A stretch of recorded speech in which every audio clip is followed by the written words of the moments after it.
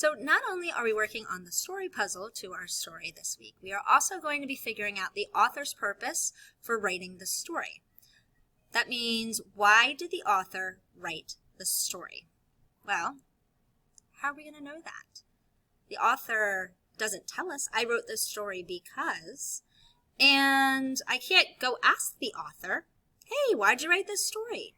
Well, instead we have to use the context of the story to figure out maybe why the author wrote this story. And to do that, it's usually going to be the lesson the character in the story learns. What lesson did the character learn? That lesson is usually what the author wants us, the reader, to learn. Because then we can take that lesson and use it later in our lives. So the author is trying to help us to learn a lesson through the story.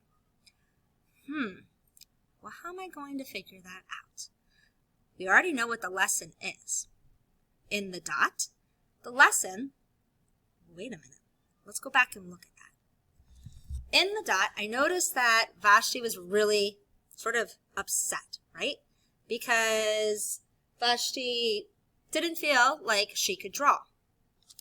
But then the art teacher asks Vashti to put a dot. Just draw something, whatever. Doesn't really matter. Make a mark. And she does. And as the story goes, she has Vashti sign the dot. And then Vashti thinks, hey, wait a minute, I can do better. She hung that up? I can do better than that. And so Vashti starts making more dots. And bigger dots. Until eventually, Vashti has her very own art show. Or not her very own art show, but part of the art show has Vashti's work. And a little boy comes over and says how much he enjoys Vashti's art. Wow, great job. So then she has the boy draw something, anything, even though he doesn't think he can draw. And she then has him sign it. Okay, so that was the retelling of the story. You have to do that too. But what lesson did Vashti learn? Well, Vashti at first thought that she could not draw. But she started to. The art teacher took what she did and thought it was good. Or said, hey, this is art. Even though it didn't seem like much, this was art. That got Vashti interested in drawing and painting and making art. To the point that she was proud of that work. And she knew that she could create art. Which is exactly what she then teaches this guy. Hey, you think you can't? I think you can. Believe in yourself. You can do it. Give it a shot. So, what's that lesson that Vashti learned? You got to at least try it, right? Vashti learned that if she wouldn't have put that mark on the paper, she never would have even tried art. But because she tried it, she got better. And then she had all of these pieces of dots and artwork that she did. And that she was able to make art. She passes that idea onto this guy at the end.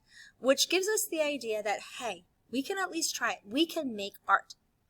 That's the lesson that the author wants us to learn.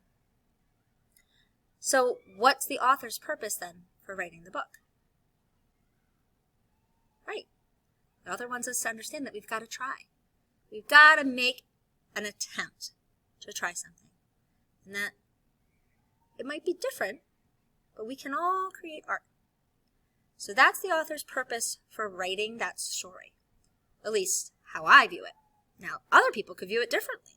But we want to at least make sure, hey, the author's purpose was not to teach us about dinosaurs. No, we've got to balance it with that lesson that Vashti's learning in the book. Which we could also say is like about passing on kindness, because the teacher was kind to Vashti, and Vashti passes that kindness on to the other friend. So maybe that's all of those lessons the author wants us to learn. So that's the author's purpose. How do we know?